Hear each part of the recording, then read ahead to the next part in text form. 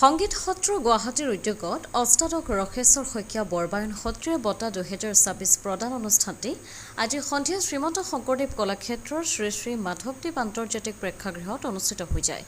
ইয়াৰে লগতে আজিৰে পৰা দুদিনীয়াকৈ আৰম্ভ হৈছে সংগীত সত্ৰৰ 58 সংখ্যক বাৰ্ষিক নৃত্য আৰু গীতৰ উৎসৱ।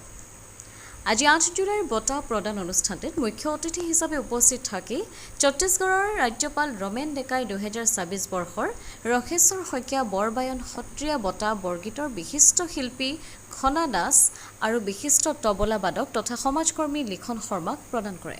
অনুষ্ঠানটিত বিশিষ্ট অতিথি হিচাপে মাধৱদেৱ বিশ্ববিদ্যালয়ৰ উপাচাৰ্য অধ্যাপক অৰূপজ্যোতি চৌধুৰী, সংস্কাৰ ভাৰতীৰ দিল্লী কাৰ্যালয়ৰ সচিব আৰু উত্তৰ পূব প্ৰান্তৰ ক্ষেত্ৰ প্ৰমুখ অশোক তিৱাৰী, অসম চৰকাৰৰ সাংস্কৃতিক পৰিক্ৰমা বিভাগৰ অতিৰিক্ত মুখ্য সচিব বি কল্যাণ চক্ৰৱৰ্তী আৰু অসম চৰকাৰৰ সাংস্কৃতিক পৰিক্ৰমা বিভাগৰ সঞ্চালক ৰাহুল চন্দ্ৰ দাস, বিশিষ্ট অভিনেতা তথা শ্ৰীমন্ত শংকৰদেৱ কলাক্ষেত্ৰৰ উপ-সভাপতি প্ৰাঞ্জল শইকীয়া উপস্থিত থাকে। অনুষ্ঠানটিৰ আৰম্ভণিতে মুখ্য অতিথি হিচাপে ৰমেন ডেকা আৰু বিশিষ্ট অতিথিসকলে বন্তি প্ৰজ্বলন কৰে।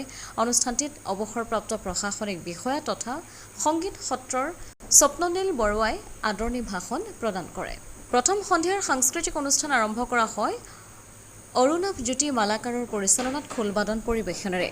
অনুষ্ঠানটিত কৰ্ণাটকী সংগীতৰ বিশিষ্ট শিল্পী ডক্টৰ দীপ্তি ওমচেৰি ভাল্লাই মোহিনী অট্টম নৃত্য পৰিৱেশন কৰে। সংগীত সত্ৰৰ জ্যেষ্ঠ শিল্পীসকলে সংগীত নাটক অকাডেমী বঁটা প্ৰাপক গুৰু ৰঞ্জুমণি শইকীয়া আৰু সত্ৰীয়া নৃত্যৰ টপ গ্ৰেডৰ শিল্পী ৰিঞ্জুমণি শইকীয়াৰ নৃত্য পৰিচালনাত পৰিৱেশন কৰে গুৰু বন্দনা। সংগীত নাটক একাডেমীৰ বিছমিল্লা খা যুৱ বঁটা বিজয়ী যোৰহাটৰ অঞ্জলি বৰবৰা আৰু তেখেতৰ ছাত্ৰীসকলে সত্ৰীয়া নৃত্য পৰিৱেশন কৰে। ইয়াৰ পাছতে নাদুভংগী নৃত্য আৰু শেষত ভোৰতাল নৃত্যৰে সন্ধিয়াটিৰ সামৰণি পৰে। 9 জুলাইৰ সন্ধিয়া 5:30 পৰা আৰম্ভ হ'বলগীয়া সংগীত সত্ৰৰ বাৰ্ষিক নৃত্য গীতৰ উৎসৱৰ দ্বিতীয় সন্ধিয়াৰ বিশেষ অনুষ্ঠান তন্ময় বৰদলৈ সোঁৱৰণত আগবঢ়োৱা সংগীত ভাস্কৰ বঁটা এই বৰ্ষত সত্ৰীয়া নৃত্যৰ বিশিষ্ট শিল্পী তেজপুৰৰ ৰুবি বৰা বৰদলৈক প্ৰদান কৰা হ'ব বুলি সংগীত সত্ৰৰ তৰফৰ পৰা জানিবলৈ দিছে।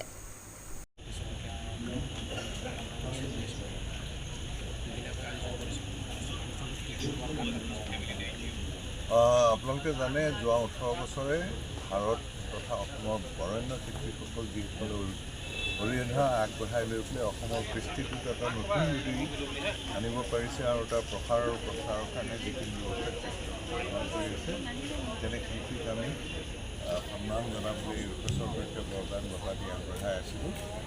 এইবাৰো ঠিক তেনেকুৱাকৈ আমি অসমৰ খনা দাস আৰু লিখন শৰ্মা দুয়োগৰাকী লব্ধ প্ৰতিষ্ঠ অসমৰ শিল্পী, এগৰাকীয়ে বৰগীতৰ ক্ষেত্ৰত আৰু এগৰাকীয়ে শাস্ত্ৰীয় সংগীতৰ ক্ষেত্ৰত আজি প্ৰায় তেওঁলোকে জীৱনটো অৰ্পণ কৰি দিছে।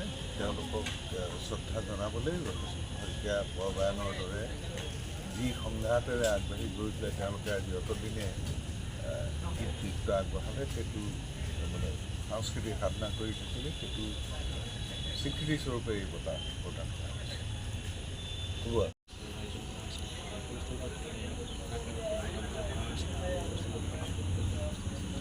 সংগীত সত্ৰই 8 জুলাই তাৰিখে সদায় ৰখেশ্বৰ শইকীয়া বৰবায়ন বঁটা প্ৰদান কৰি আহিছে। এইবছৰ বিশিষ্ট তবলা বাদক আৰু সমাজ সেৱক লিখন শৰ্মাদেৱক এই বঁটা প্ৰদান কৰা হৈছে আৰু বৰগীতৰ বিশিষ্ট শিল্পী খনা দাস বাইদেউক এই বঁটা প্ৰদান কৰা হৈছে। 2009 চনৰ আয়োজন কৰা এই বঁটাই আজি বহুতটা দশক অতিক্ৰম কৰিলে আৰু আজি চবতছে আমাৰ ভাল লগা বিষয়টো হ'ল যে ছত্তীশগড়ৰ গৱৰ্ণৰ তেখেত আহি আজি আমাৰ বিশিষ্ট অতিথি হিচাপে তেখেতে অংশগ্ৰহণ কৰিছে আৰু তেখেতে আজি বঁটাটো প্ৰদান কৰিছে। সেইটো আমাৰ কাৰণে অতি ডাঙৰ এটা মানে সফলতা আমাৰ কাৰণে। আৰু লগতে আমি 3জন বিশেষ মহান ব্যক্তি, তেওঁলোকৰ শতবৰ্ষ চলি আছে আৰু তেনে 3জন ব্যক্তিলৈ আমি আজি শ্ৰদ্ধাঞ্জলি জ্ঞাপন কৰিছোঁ। আৰু আজি অনুষ্ঠানটোত দীপ্তি ওমচেৰি ভাল্লা বুলি কুচিপুটি এগৰাকী ডান্সাৰ, মানে সংগীত একাডেমী বঁটা পাবক, তেখেতে আজি নৃত্য পৰিৱেশন কৰিব। বিছমিল্লা খা বঁটা পাবক অঞ্জলি বৰঠাকুৰ তেখেতে পৰিৱেশন কৰিব আৰু আমাৰ সংগীত সত্ৰৰ ছাত্ৰ ছাত্ৰীসকলে অনুষ্ঠান পৰিৱেশন কৰিব। আৰু কালিলৈ আমাৰ অনুষ্ঠান আছে। কালিলৈ আমাৰ বিশেষ আছে তন্ময় বৰদলৈ সংগীত ভাস্কৰ এৱাৰ্ড। আমি এইটো আমাৰ তন্ময় বৰদলৈ এগৰাকী অতি গুণীৱান ছাত্ৰী আছে আৰু তেখেতৰ মেমৰিত আমি বঁটাটো প্ৰদান কৰি আহিছোঁ। আৰু এই বছৰ আমি ৰুবি বৰা বৰদলৈ তেজপুৰ তেখেতক এই বঁটা প্ৰদান কৰিম। গুৱাহাটীৰ পৰা দৰ্শনা বৰুৱাৰ ৰিপৰ্ট, অমৃত নিউজ 24/7।